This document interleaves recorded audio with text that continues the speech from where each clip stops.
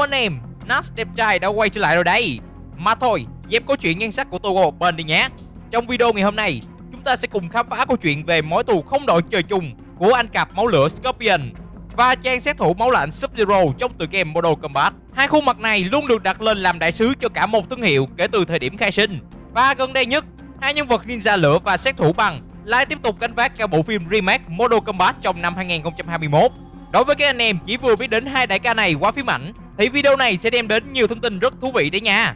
Maximin sẽ kể và phân tích sâu hơn về nguyên do vì sao số phận của hai nhân vật này lại đang xen chặt chẽ với nhau, như cái sợi tai nghe bị cuộn thắt lại sau khi móc nó ra từ túi quần.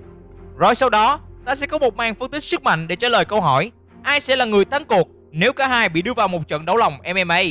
Nếu các fan kỳ cựu đã hiểu rõ mảng cốt truyện thì có thể bỏ qua và tôi đến đoạn phân tích được Maximin ghi rõ ở timeline nhé. Nhưng trước khi bắt đầu, Maximin lại phải tạo độ khó bằng cách thách đố các anh em fan cứng của tựa game này. Câu hỏi của ngày hôm nay như sau: Scorpion và Sub-Zero đã xông kiếm hợp bích với nhau bao nhiêu lần xuyên suốt tựa game Mortal Kombat? Ai biết đáp án thì hãy mạnh dạn comment bên dưới để được thả tim và lên top nha. Và đây là những gương mặt vàng đã trả lời câu hỏi trong video Kitana chuẩn và nhanh nhất. Nhân vật sexy và nổi tiếng cầm quạt mà Maximin nhắc tới là Mai Shiranui đó. Ok, không quá dài dòng nữa, anh em hãy bật phụ đề lên để ta có thể cùng bắt đầu vào chủ đề chính đi nào. Mối thù Shirai Ryu và Lin Kuei. Nhắc đến hai nhân vật nổi tiếng nhất từ game thì chắc hẳn anh em sẽ biết đến hai bang phái Shirai Ryu và Lin Kuei đúng không nào? Shirai Ryu là một tổ chức ninja thuần thục ninjutsu ở xứ sở mặt trời mọc. Phe này hoạt động kiếm sống bằng cách tham gia vào các cuộc chiến giữa các vị lãnh chúa thời đại samurai với vai trò bảo kê hoặc ám sát. Còn Lin Kuei thì là một tổ chức, một tập đoàn hung mạnh mang tiếng là các đạo tặc và sát thủ tại đại lục Trung Hoa. Về mặt lý thuyết và theo đạo luật giang hồ thì hai băng đảng này sẽ không có một xích mích nào cả nếu như mà lãnh thổ hoạt động của họ không bị xâm phạm. Mà như đã nói thì một bên là Nhật, còn một bên kia là ở Trung Quốc, thì mắc mớ gì họ phải giết nhau chi cho tốn tiền tài và nhân lực. Nhưng tất nhiên, có lửa thì mới có khói đúng không anh em? Tất cả đều là tội lỗi của một người đàn ông mang tên Takeda. À mà không phải nhóc Takeda, con trai của Kenshi đâu nha. Takeda này là một nhân vật huyền thoại không rõ diện mạo, người sáng lập ra trường phái Shirai Ryu. Ông ta từng là một thành viên của băng đảng Lin Kuei, nhưng vì bất đồng quan điểm và lý tưởng, ông đã quyết định rời đi.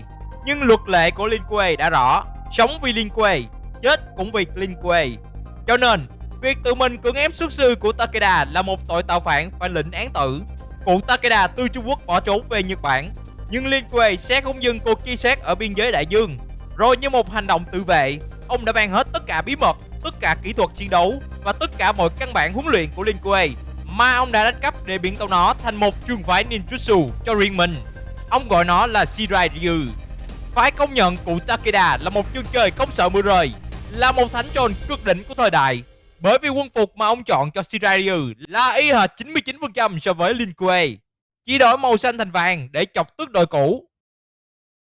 Và cũng chính từ quyết định táo bạo đó, ngọn lửa hận thù của Lin Kuei sôi sục đến mức nó hỏa đen, trở thành loại lửa không bao giờ có thể dập tắt. Cụ Takeda may mắn sống sót sau rất nhiều đợt ám sát của Lin Kuei, nhưng cuối cùng đã chết nhảm bằng một tách trà bị tẩm độc.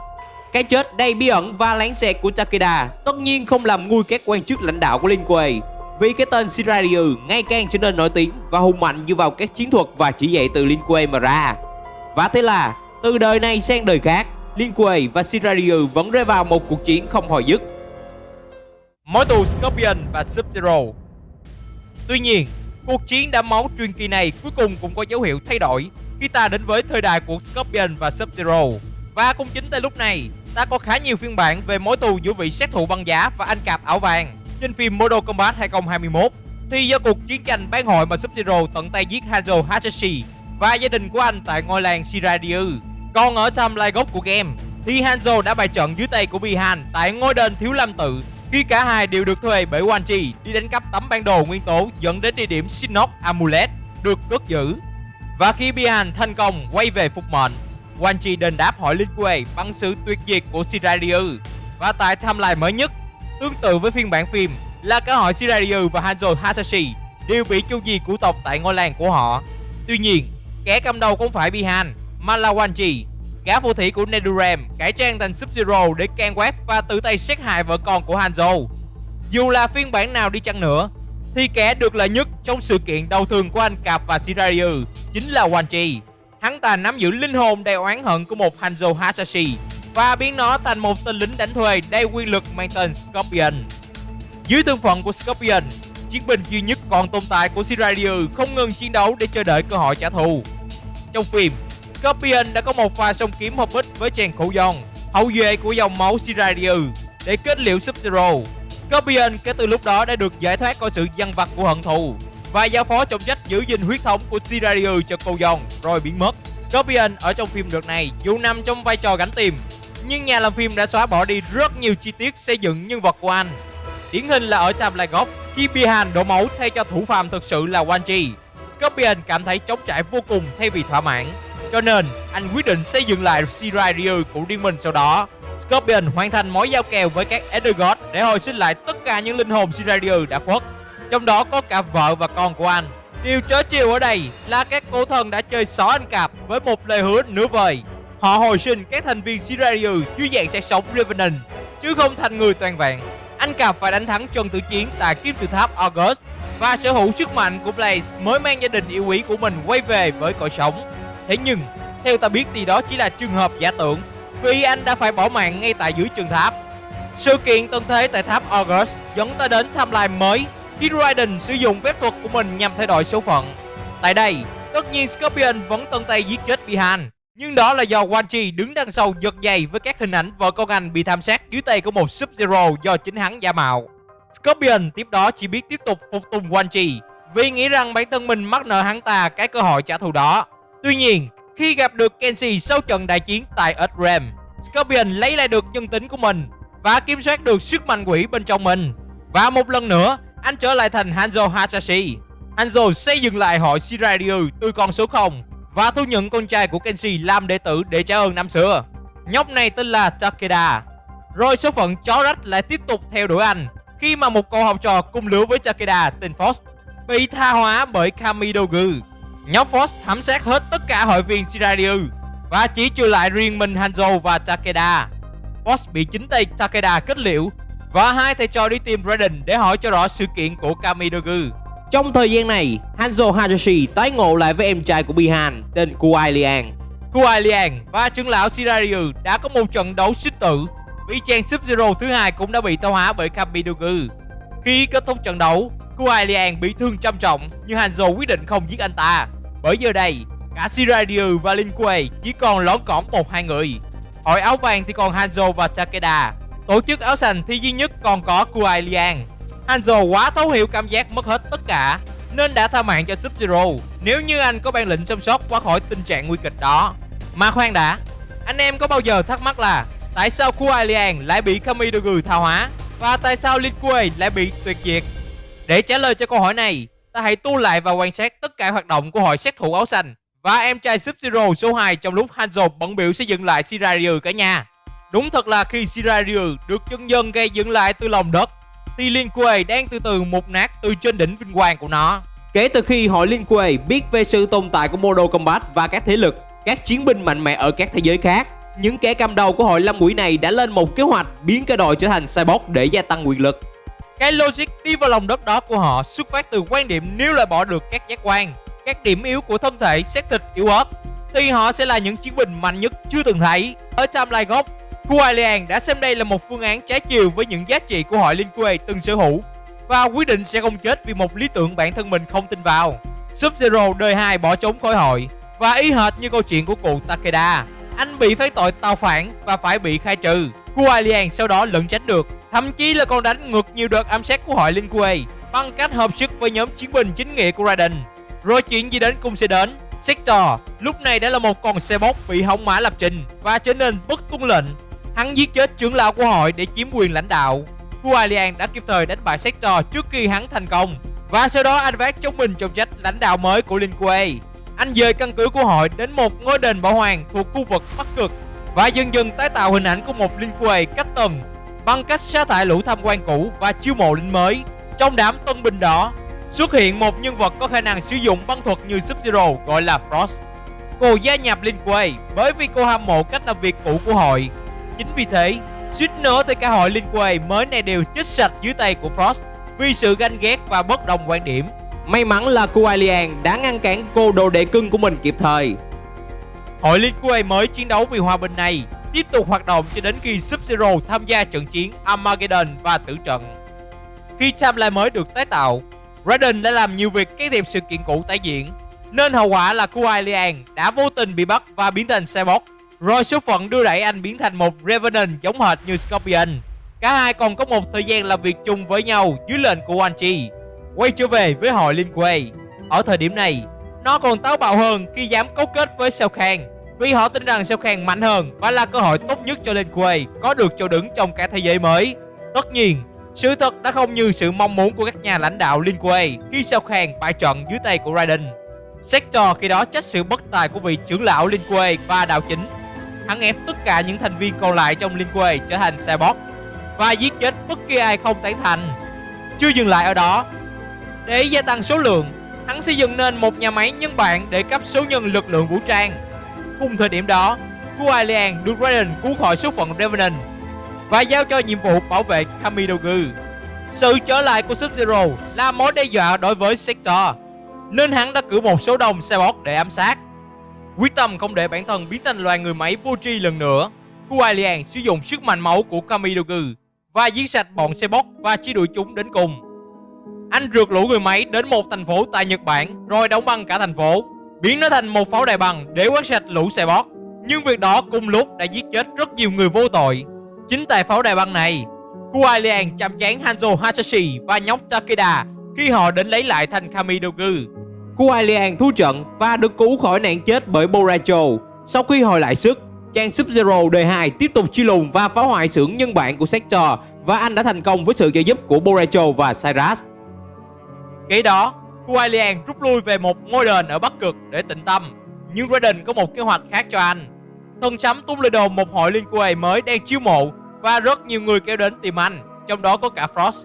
Và thế là Kuai Liang trở thành vị lãnh đạo mới của Lin Kuei tại Bắc Cực, và Hanzo Hasashi song song đó cũng xây dựng lại ngôi vườn lửa Shiraiyu cùng với Takeda.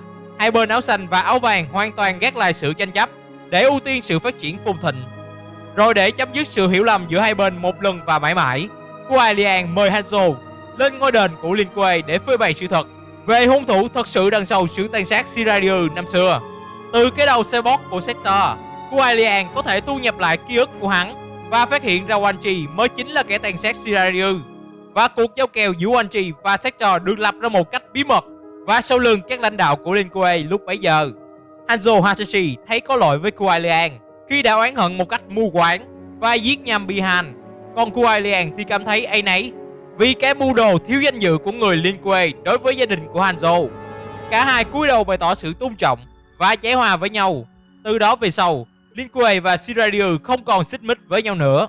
Thậm chí, cả hai còn hợp tác ăn ý với nhau. Phân tích sức mạnh. Ok, đó là tất cả những gì ta có thể tìm hiểu về mối thù truyền kỳ của hội sát thủ áo xanh và hội ninja áo vàng, cũng như câu chuyện đang xen giữa bộ đôi Colgate lửa băng trong Mortal Kombat. Tiếp theo, Maximon sẽ phân tích và trả lời câu hỏi mà các anh em rất nóng lòng biết rõ, đó là Sub-Zero và Scorpion, ai mới thực sự là kẻ mạnh hơn. Trước tiên, ta hãy phân tích kỹ sức mạnh chiến đấu của từng người trước khi so sánh nha. Sub-Zero có trong người sức mạnh điều khiển và biến tàu băng của dòng tộc người Cryomancer xuất xứ từ Outworld. Mặc dù hội Lin Kuei rất ghét bị gọi là ninja, nhưng khi soi xét kỹ sức mạnh của Sub-Zero thì anh chẳng khác gì một shinobi thuần thục khả năng huyết kế giới hạn của băng. Luân chuyển bên trong cơ thể của anh là một nguồn nội công dồi dào gọi là khí, dịch nôm na là khí công. Mỗi đòn đánh của Sub-Zero đều được gia tăng thêm sức mạnh bởi loại khí công đó, và khi được tập trung lại, nó có thể đóng băng các nguyên tố xung quanh cơ thể xuống nhiệt độ thấp hơn cả độ không tuyệt đối. Do đó, Sub-Zero có thể dễ dàng tạo ra bất kỳ thứ gì anh muốn từ băng giá. Miễn là trên sàn đấu có không khí để thở, thì nơi đó tự động sẽ là sân nhà của anh. Thời khắc Kuai Liang bước sang một cảnh giới mới của sức mạnh chính là lúc anh sở hữu huy chương rồng của ban chủ hội Lin Kuei.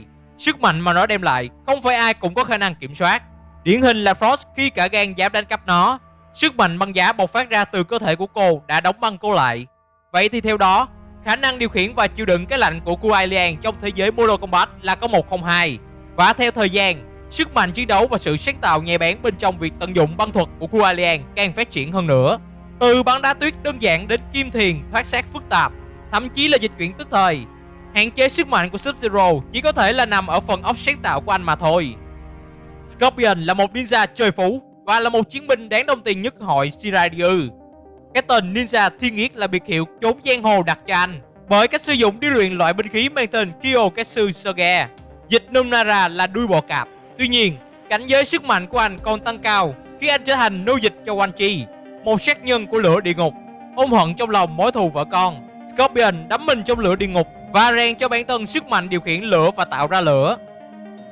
Nguyên tố lửa này đi đôi với các tuyệt kỹ ninja Shiraiyu như là trời sinh một cặp. Scorpion có thể chiêu hồi lửa từ khắp nơi trên cơ thể của mình và cả trên không trung mà không cần phải sử dụng ẩn thuật.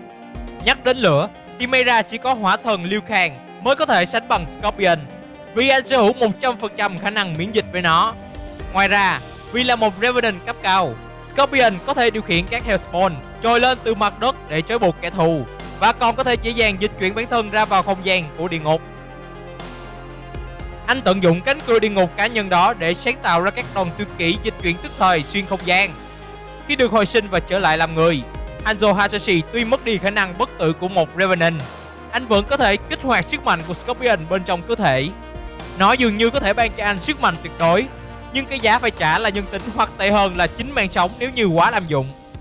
Ok, vậy thì kèo này ai sẽ là người chiến thắng? Có trận đánh nào cả hai đều tung hết 100% sức mạnh không? Rất tiếc là sự kiện đó không bao giờ xảy ra. Trận 1-1 hoành tráng nhất giữa Sub-Zero Kualian và Hanzo Hasashi chính là trong phần comic của Mortal Kombat 10. Lúc này, sức mạnh của Sub-Zero còn được tăng cường rất nhiều lần bởi ma thuật máu của Kamidogu. Và rất rõ ràng khi sở hữu Blood Magic, Scorpion chẳng là cái thái gì đối với Sub-Zero cả. Trận này lên kèo hẳn hồi sang bên Sub-Zero. Tuy nhiên, khi đánh mất Kamidogu và quay về trạng thái bình thường, Kualian trước đó đã sử dụng hết sức mạnh để tung một đòn cực mạnh nhưng cực kỳ lãng phí. Rồi sau đó, anh chẳng còn sức để chống trả lại một Scorpion vẫn đang còn máu lửa. Thế là Sub-Zero phải nằm đó sàn trước anh Cạp. Tuy nhiên, đây vẫn không phải là một trận đấu mà ta có thể dựa vào để phân thắng bại, vì có quá nhiều yếu tố hỗn tạp chen vào, khiến cuộc so tài trở nên mất công bằng. Vậy là cách duy nhất để định đoạt người thắng cuộc, ta đành phải tiếp tục dùng biện pháp so sánh. Và điểm tựa hoàn hảo nhất mà ta có được chính là vị thần bảo hộ Edrem. Anh em hãy tưởng tượng xem, có một trường hợp nào mà các anh em có thể hình dung ra Sub-Zero đánh bại được Raiden hay không? Rất khó phải không nào? Nhưng ngược lại, Scorpion đã làm được điều bất khả thi đó và bán cho vị thần sấm một rổ hành rồi đấy. Kể cả khi Raiden trở nên cục súc bởi sức mạnh của Kamidogu, Scorpion vẫn có thể đấu chọi cân tài cân sức với ông ta. Tất cả là nhờ vào sức mạnh phi logic của cảm xúc hận thù. Lúc đó, Scorpion tưởng rằng Takeda đã chết dưới tay của Raiden nên đã quyết định khô máu liều mạng với ông. Và suýt nữa, nếu Takeda không tỉnh dậy và ngăn Hanzo lại, thì Raiden đã phải đếm số cho hồi sinh. Cũng chính vì bằng chứng nói trên mà Maximin phải kết luận rằng Scorpion sẽ thắng. Nếu như anh và Sub-Zero lao vào một trận đấu lòng sinh tử, ở đỉnh điểm sức mạnh của anh Cạp, thì dù là thần như Raiden hay quỷ như Quan Chi, tất cả cũng có thể đều bị hạ gục. Còn về phía của Kualian, có lẽ sự trải đời của anh không rách và nát bằng Scorpion nhà ta, cho nên anh thiếu cái động lực, thiếu cái yếu tố có thể mang lại cho anh giây phút đột phá của một sức mạnh vượt qua ranh giới của sự logic. Cho nên cuối cùng thì tuy Sub-Zero rất tốt, nhưng Maximin rất tiếc. Scorpion ngay từ đầu đã là được sinh ra để làm thiên địch của Sub-Zero rồi. Kể cả trailer game còn thể hiện khá rõ ràng ai là kẻ đi đầu sau trận đấu tay đôi của lửa và băng, thì rất khó lòng nào mình cho Sub-Zero giành phần thắng trong video này. Các anh em có đồng tình với phân tích của Maximin hay không? Nếu có lỗ hổng nào mà mình chưa nhắc đến, hay có các ý kiến trái chiều nào mà các anh em muốn thảo luận, thì hãy comment bên dưới nha. Nếu thích thể loại video này thì đừng quên like và subscribe cho Maximin nha. Hẹn gặp lại anh em trong video sau.